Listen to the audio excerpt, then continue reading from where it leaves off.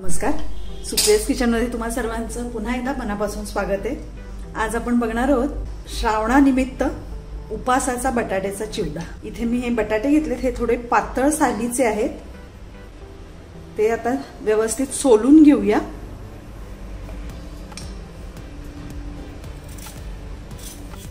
तुमच्या इथे जर वेफर्स किंवा चिवड्याचे बटाटे वेगळे मिळत असतील तर ते तुम्ही घेऊ शकता। हे बघा, हे आपले बटाटे सोलून झालेले आहेत। आता आपल्याला हे एकदम असं मोठा नाही आणि एकदम लहानही नाही, असं मीडियम जी किसणी आहे त्यावर आपल्याला किसून घ्यायचे आहेत। म्हणजे आपल्याला छान अशा उभ्या अशा आणि उभे किसायचे आहेत, म्हणजे आपल्याला चिवड्यासाठी छान असा उभा किस मिळेल। इथे मी एका ट्रे मध्ये पाणी घेतले आणि त्यामध्ये आपल्याला हे आता किसायचे आहेत। पाण्यामध्ये किसायचं म्हणजे का, नाहीतर लगेचच बटाट्याचा किस काळा पडतो। हे बघा, असे एकाच दिशेने किसायचे। आता हे बघा, आपला किस तयार झालेला आहे। यामध्ये हा जो पांढरा फेस दिसतोय ना, हे स्टार्च आहे आणि हे आपल्याला काढून टाकायचे। यासाठी हे 3 ते 4 वेळा चांगलं स्वच्छ पाण्यातून धुवून काढायचे आणि शेवटी अगदी क्लिअर पाणी आलं पाहिजे तोपर्यंत आपल्याला हे धुवायचंय। आता हे बघा, हे मी 4 वेळा स्वच्छ धुवून काढलेलं आहे। आता आपल्याला हा एक थोडा वेळ, अगदी 5 मिनिटं सुती कपड्यावर घालायचं आहे, म्हणजे ह्यातलं जे एक्स्ट्रा पाणी असेल ते सगळं निघून जाईल। आता 5 मिनिटं असंच राहू द्यायचं। हे बघा, ह्यातलं हे एक्स्ट्रा पाणी निघालेलं आहे। आपण एका प्लेट मध्ये हे काढून घेऊया। अगदी 5 मिनिटच आपल्याला घालायचे सुती कपड्यावर, कारण नाहीतर मग त्यातलं जे एक्स्ट्रा पाणी असतं ते तेलात गेल्यावर पाणी पूर्ण असं अंगावर येतं, आपल्या उडतं। त्यातलं पाणी आहे ते काढून टाकायचं आधी। बघा, इथे तेल तापत ठेवलेलं आहे। तेल चांगलं कडकडीत तापवायचे। गॅस अगदी मोठा ठेवायचा।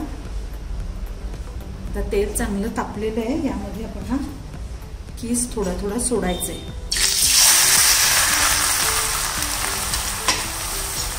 लगेचच हात नाही लावायचा, नाहीतर मग तो झाऱ्याला चिकटतो। थोडेसे बुडबुडे कमी झाले की हा असा पलटी करायचा।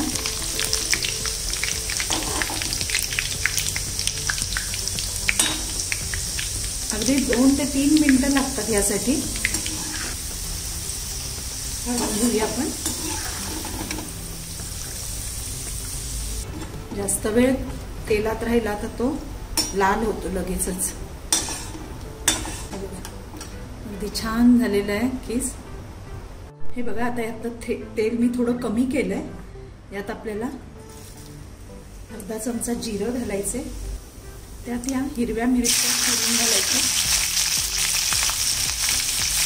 या छान कुरकुरीत होईपर्यंत चांगल्या फ्राय करायचे, नाहीतर मग चिवडा नरम पडतो। यातच आपण कढीपत्ता घालूया। तुम्ही जर उपासाला खात नसाल तर केला तरी चालेल। कढीपत्ता आणि मिरच्या छान अगदी कुरकुरीत होऊ द्यायचं। यात आपण घालूया शेंगदाणे।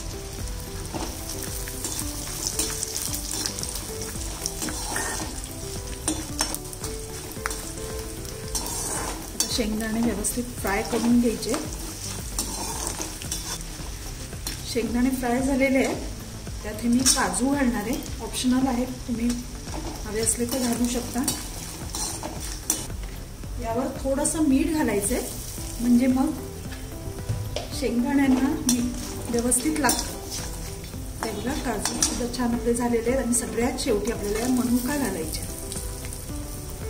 काजू आणि मनुका अगदी ऑप्शनल आहेत, तुम्हाला हवा असल्या तरच घालायचे। आता गॅस बंद करायचा आणि हे सगळं काढून आपल्याला या चिवड्यावर घालायचं।